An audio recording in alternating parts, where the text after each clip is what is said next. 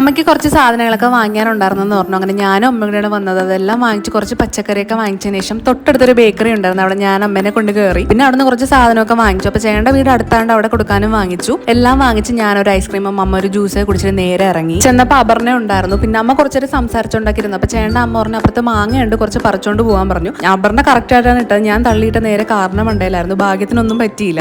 അങ്ങനെ എല്ലാം കഴിഞ്ഞ് വീട്ടിലോട്ട് വന്നു. അപ്പോൾ ചോക്കയ്ക്കാണെങ്കിൽ ഈയിടെയായിട്ട് നല്ല അസൂയുണ്ട്. ആരും നമ്മളടുത്ത് ഇരിക്കുന്നത് നമുക്ക് വലിയ ഇഷ്ടമല്ല. അവളെ മാത്രം എപ്പോഴും കൊഞ്ചിക്കണം.